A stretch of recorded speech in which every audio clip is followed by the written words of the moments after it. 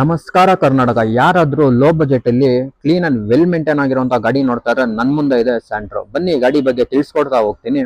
ಈ ಗಾಡಿ ಬಂದ್ಬಿಟ್ಟು 2005 ಅಲ್ಲಿ ರಿಜಿಸ್ಟ್ರೇಷನ್ ಆಗಿರುವಂತದ್ದು ಹಾಗೂ ಥರ್ಡ್ ಓನರ್ಶಿಪ್ ಅಲ್ಲಿ ರನ್ನಿಂಗ್ ಇರುವಂತ ಒಂದು ಗಾಡಿ ಇದಾಗಿರುತ್ತೆ. ಮತ್ತೆ ಡಾಕ್ಯುಮೆಂಟ್ ವಿಷಯಕ್ಕೆ ಬಂದ್ರೆ FC ಕೂಡ ರನ್ನಿಂಗ್ ಇರುವಂತದ್ದು, ಹಾಗೆ ಇನ್ಶೂರೆನ್ಸ್ ಕೂಡ ರನ್ನಿಂಗ್ ಇರುವಂತದ್ದು, ಹಾಗೆ ಎಮಿಷನ್ ಕೂಡ ರನ್ನಿಂಗ್ ಇರುವಂತದ್ದು.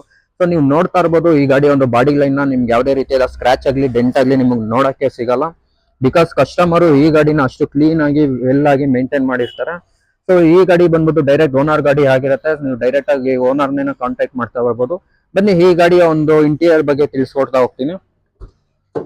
ಈ ಗಾಡಿಲಿ ನಿಮ್ಗೆ ನಾರ್ಮಲ್ ಮ್ಯಾನ್ಯುಯಲ್ ಬಾಕ್ಸ್ ಬರುವಂತದ್ದು, ಹಾಗೆ ಪವರ್ ಶೇರಿಂಗ್ ಬರುವಂತದ್ದು, 4 ಪವರ್ ವಿಂಡೋಸ್ ಬರುವಂತದ್ದು. ಸೊ ಆಫ್ಟರ್ ದ ಮಾರ್ಕೆಟ್ ನೋಡೋದಾದ್ರೆ ಕಸ್ಟಮರ್ ಈ ಗಾಡಿಗೆ ಆಂಡೆ ಸಿಸ್ಟಮ್ ನ ಇನ್ಸ್ಟಾಲ್ ಮಾಡಿದಾರೆ. ಅದಾದ್ಮೇಲೆ ಲೆದರ್ ಆಪರ್ಚುನಿಟಿ ಸೀಟ್ ಕವರ್ ನ ಇನ್ಸ್ಟಾಲ್ ಮಾಡಿರುವಂತದ್ದು. ಹಾಗೆ ನಿಮ್ಗೆ ನೋಡ್ತಾ ಇರ್ಬೋದು ಮ್ಯಾಗ್ವಿಲ್ 4 ಮ್ಯಾಗ್ವಿಲ್ ಬರುವಂತದ್ದು. ಟೈರ್ ನಿಮ್ಗೆ ಒಂದು 40% ಈ ಗಾಡಿಲಿ ಸಿಗುವಂತದ್ದು.